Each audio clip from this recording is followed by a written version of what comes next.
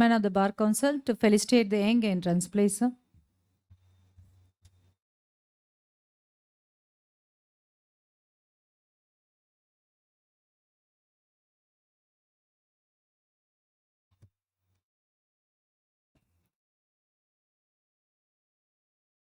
பாரதியின் கவிதையை சொல்லி உங்களை வாழ்த்தி தேடி சோறு தினந்தென்று பல சின்ன சிறுகதைகள் பேசி மனம் வாடி துன்பமுக உழன்று பிறர் வாட பல செயல்கள் செய்து நரைக்கூடி கிளப்பருவம் எய்தி கொடுங்கோற்று கிரையனை பின் வாழும் பல வேடிக்கை மனிதரை போல் நான் வீழ்வேன் என்று நினைத்தாயோ என்ற பாரதியின் வாக்கு கிணங்க பிறந்தோம் வாழ்ந்தோம் என்றுமில்லாமல் சட்டத் தொழிலை தேர்ந்தெடுத்து இன்று வழக்கறிஞராக பதிவு செய்த எனது அனைத்து சகோதர சகோதரிகளுக்கும் தமிழ்நாடு பார் கவுன்சில் சார்பாக என்னுடைய முதற்கண் பாராட்டுக்களையும் வாழ்த்துக்களையும் தெரிவித்துக் கொள்கின்றேன்.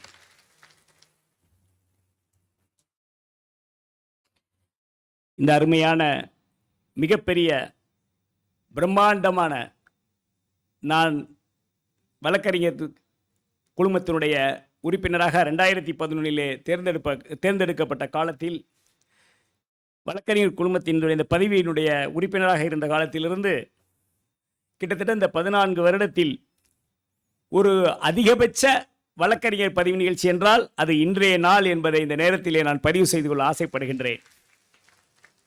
அதற்கு முழு முதற் காரணமாக இருந்த எங்களுடைய தமிழ்நாடு பார் கவுன்சிலுடைய இளம் தலைவர், நாங்கள் நேற்று வரை இந்த அறையிலே மட்டும்தான் 1000 பேர் நடத்த முடியும் என்று இருந்த நிலையில் நேற்று இரவு தமிழ்நாடு பார் கவுன்சிலுடைய மேலே இருக்கின்ற அரங்கிலும் எல்இடி வைத்து நேரடியாக அங்கே அவர்களும் பார்த்து கொண்டிருக்கிறார்கள். கிட்டத்தட்ட ஒரு 600 பேருக்கும் மேற்பட்டவர்களை அக்காமடேட் அவங்களும் பண்ண வேண்டும் என்ற முடிவு எடுத்த போது உடனடியாக அதை செய்து இப்படி ஒரு பெரிய நிகழ்ச்சி காரணமான எங்களுடைய தமிழ்நாடு வழக்கறிஞர் குழுமத்தினுடைய தலைவர் திரு PS அமல்ராஜ் அவர்களே, இந்த நிகழ்ச்சிக்கு நாங்கள் அழைத்தவுடன் வருகை தந்து உங்களை வாழ்த்துவதற்கு வந்திருக்கக்கூடிய கர்நாடக உயர்நீதிமன்றத்தின் தலைமை நீதிபதியாக பொறுப்பேற்று பல அண்ணன் பாலு அவர்கள் சொன்னது போல பல நல்ல தீர்ப்புகளை இளம் வழக்கறிஞர்களுக்கு வழங்கி எங்களுடைய மனதில் நீங்கா இடம்பெற்றிருக்கக்கூடிய நான் ஏற்கனவே ஐயா அவர்களை 11-15 நான் வழக்கறிஞர் பதிவுக்குழுவில் இருக்கின்ற பொழுது இதே மாதிரி ஒரு என்ரோல்மெண்ட் நிகழ்ச்சி நினைத்தேன். அதை நினைவு கூற ஆசைப்படுகின்றேன். அவர்களை வருக வருகின்ற எங்களுடைய தலைவர் அவர்கள் வரவேற்றாலும் உங்களுக்கெல்லாம் வாழ்த்துவதற்கு இப்படி முதுபெரும் இருவர் கிடைத்தது உங்களுக்கெல்லாம் மிகப்பெரிய ஒரு நல்ல பாக்கியமாகவே இந்த நேரத்திலே கருதி ஐயா தினகரன் அவர்களே நீதியரசர், இங்கே சொல்லும் பொழுது பாலண்ணன் சொல்லுவார், நான் அடிக்கடி சொல்லுவேன், ரஜினி படத்திலே ரொம்ப பிடிச்சது வந்து பாட்சாமா, தமிழ்நாடு வக்கீல்களுக்கு ரொம்ப பிடிச்சது நீதியரசர் பாட்சா.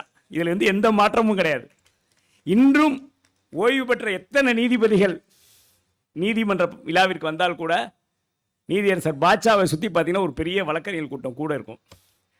ஏன் என்று கேட்டால் அண்ணன் பாலு சொன்னது போல எந்த ஒரு இளம் வழக்கறிஞர்களுக்கும் முகம் சுளிக்காமல் அவர்களுக்கு எந்த அளவில் அதில் ஒரு உதவி செய்ய முடியும் அது நீதி சார்ந்து என்று இந்த இளம் வழக்கறிஞர்களை அடுத்த கட்ட நகர்விற்கு வளர்த்துவிட்ட பெருமை ஐயா நீதியரசர் பாட்சா அவர்களே சேரும் என்பதை இந்த நேரத்திலே பதிவு சொல்ல ஆசைப்படுகின்றேன்.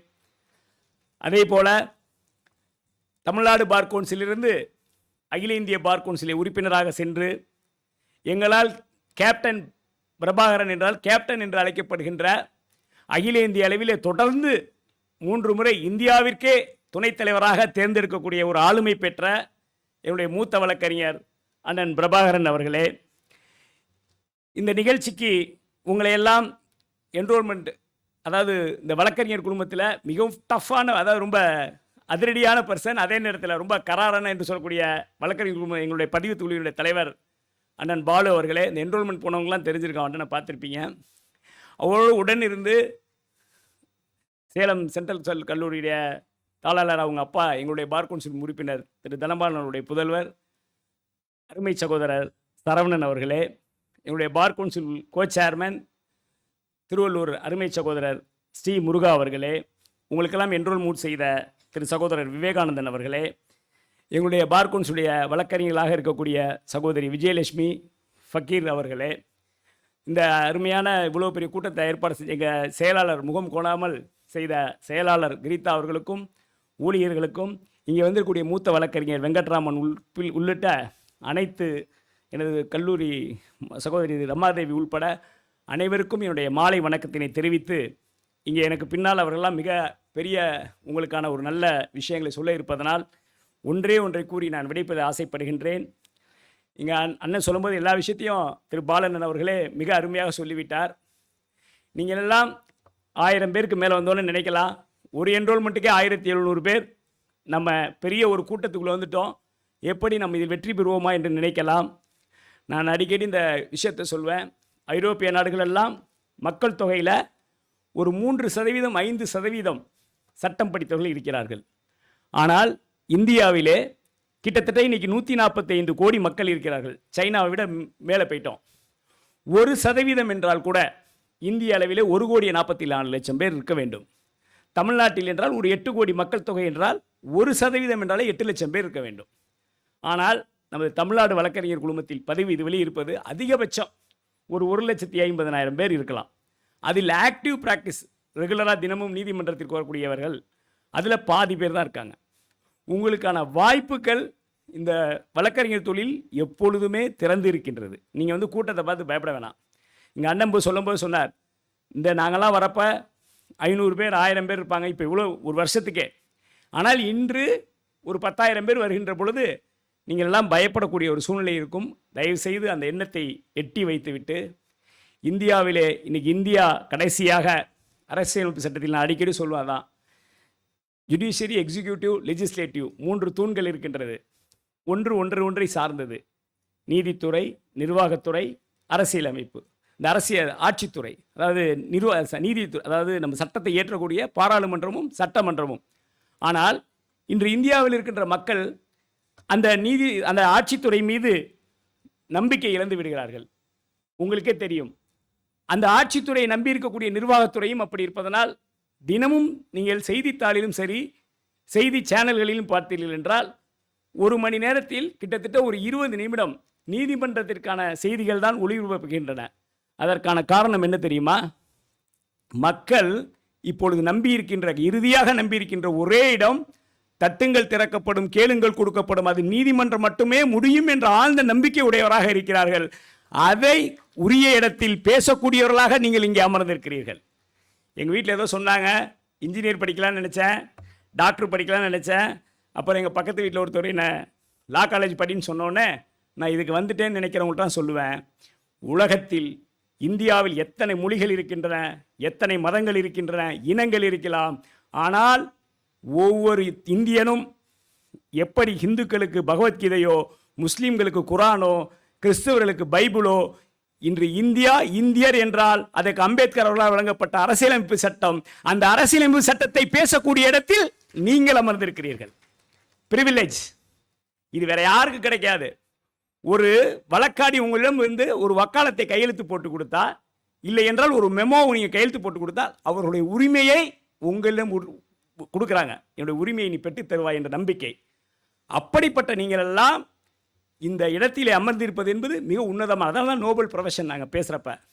சுதந்திரத்துக்கு முன்னும் பார்த்தீங்கன்னா, சுதந்திரத்துக்கு பிறகும் பார்த்தீர்கள் என்றால், நான் அடிக்கடி சொல்வேன், எல்லா தொழிலை விட ஏன் நாம் நோபல் ப்ரொஃபஷன் என்றால், மருத்துவர் உயிரை காப்பாற்றுவார், பொறியாளர் கட்டடத்தை வடிவமைப்பார், ஒரு ஆடிட்டர் என்பவர் பணத்தின் வரவு செலவை இது பண்ணுவார். ஆனால் வழக்கறிஞர் ஒருவன் தான் உயிருள்ள மனிதனை உரிமையோடு வாழ வழிவகை செய்வான். அந்த உரிமையை பெற்று தடயத்தில் நீங்கள் அமர்ந்திருக்கிறீங்க. ஏதோ சாதாரண இடம் நீங்கள் நினைச்சிட வேணாம். இப்படிப்பட்ட நீங்கள் எல்லாம் அண்ணன் சொன்னது போல இன்று வழக்கறிஞர், நாளை உடனடியாக 3 வருடங்களில் சிவில் ஜட்ஜில் என்றால் அந்த மேஜிஸ்ட்ரேட் சிவில் ஜட்ஜ் ஆகலாம். 7 வருடத்தை கடந்து விட்டீர்கள் என்றால் மாவட்ட நீதிபதிகளாகலாம். 20 வருடத்தை கடந்து விட்டால் நீங்கள் உயர் நீதிமன்றம் அல்ல, உச்ச நீதிமன்றம் நேரடியாக நீதிபதிகளாக வரக்கூடிய தகுதியுடையவர்கள். அதையெல்லாம் தாண்டி இந்த தொழில்தான் முக்கியம் என்றால், ஐயா வெங்கட்ராமன், பிரபாகரன் போல நீங்கள் எல்லாம் 1 மணி நேரத்திற்கு இவ்வளோ ஃபீஸ் வாங்கக்கூடிய ஒரு சீனியர் கவுன்சிலாக மிக பிரமா வரலாம். நான் அடிக்கடி சொல்லுவேன், ஒரு டாக்டர் ஆப்ரேஷன் பண்ணால் அதிகபட்சம் ஒரு ஹார்ட் ஆப்ரேஷன், பிரெயின் ஆப்ரேஷனை விட 10 லட்சம் 15 லட்சம் ஆகுங்களா? அதற்கு அத்தனை டாக்டர் தேவை, அதுக்கு தேவையான ஆப்ரேஷன் தியேட்டர் தேவை, மருந்து மாத்திரை அத்தனை தேவை. ஆனால் இன்னைக்கு உச்ச நீதிமன்றத்திலே அண்ணன் பிரபாகரன் போன்றவங்கெல்லாம் வழக்கு நடத்தின என்றால் 1 மணி நாளுக்கு ஒரு கேஸுக்கு போய் அப்பியர் ஆனாலே இந்த தொழிலில் எவ்வளோ பெரிய, நான் அதை சொல்ல விரும்பலை, ஏன்னா அண்ணன் சொல்வார் அடிக்கடி, நீ வந்து இதை ஏன் எல்லாரும், இது வந்து உங்களுக்கான ஒரு ஊக்கத்தை சொல்வதற்காக நான் சொல்கிறேன். இது போன்ற ஒரு மிகப்பெரிய தொழில் வேறு என்றும் இல்லை. ஆனால் இறுதியாக இதை நீங்கள் பணம் சம்பாதிப்பு தொழிலாக மட்டும் பார்க்கக்கூடாது, சமூகத்தின் மீது உள்ள ஒரு பார்வையாக இருக்க வேண்டும். ஏனென்றால் இந்த சமூகத்திலே மிக பெரிய ஒரு பொறியாளர் என்றால் அது வழக்கறிஞர்கள். நல்லா ஞாபகம் வச்சுக்கணும். அண்ணன் பாலு அவர்கள் நான் அடிக்கடி சொல்லுவேன், இந்த உங்களுடைய பார்வை தினமும் தொழில் சார்ந்த பார்வையாக இருந்தாலும் சமுதாயம் சார்ந்த பார்வையாக இருக்க வேண்டும். அண்ணன் பாலு அவர்கள் 15-13 வருடங்களுக்கு முன்பு நினைக்கின்றேன், இந்த நெடுஞ்சாலை துறையில் போகும்போது டாஸ்மாக் கடையை பார்க்குறாரு. இதை இந்த ஓட்டுநர்கள்லாம் டிரைவர்லாம் குடித்தாங்கன்னா நிறைய ஆக்சிடென்ட் வருதுன்னு சொல்லி உயர்நீதிமன்றத்தில் ஒரு மனு போட்டு, இது ஒரு 500 மீட்டர் 1000 மீட்டரில் இந்த டாஸ்மாக் கடை அமையக்கூடாது நெடுஞ்சாலைத்துறை என்று ஒரு உத்தரவை பெற்றார். அது உச்சநீதிமன்றம் சென்று இன்று இந்தியா முழுவதும் நெடுஞ்சாலைத்துறை அருகில் வைக்கக்கூடாது என்ற உத்தரவை பெற்றதன் மூலமாக பல உயிர்களை அண்ணன் அவர்கள் காப்பாற்றியுள்ளார். இதை ஏன் இதற்கு சொல்கிறேன் என்றால், உங்களுடைய பார்வை விசாலமாக இருக்கும் என்று சொல்லி இறுதியாக 2 திருக்குறளை, ஈன்ற பொழுதினை பெரிதுவோக்கும் தன் மகனை சான்றோன் என கேட்ட தாய் என்ற குறளுக்கேற்ப, மகன் தந்தை காற்றும் உதவி இவன் தந்தை என்னோற்றுக்கான் சொல் என்னும் குறளுக்கேற்று வழங்கி பெரிய அளவில் நீங்களாம் வர வேண்டும் என்று சொல்லி நண்பர் சட்டமன்ற உறுப்பினர் வழக்கறிஞர் சகோதரர் காஞ்சிபுரம் எழிலரசன் அவர்களையும் சொல்லி விடைபெறுகிறேன். நீங்களெல்லாம் உங்களுடைய அண்ணன் சொன்னது போல அமைதியாக கலைந்து செல்வது நீதிமன்ற நேரம், தயவு செய்து அமைதியாக நீங்களெல்லாம் கலைந்து சொல்ல வேண்டும் என்ற வேண்டுகோளை வைத்து விடைபெறுகிறேன். நன்றி, வணக்கம்.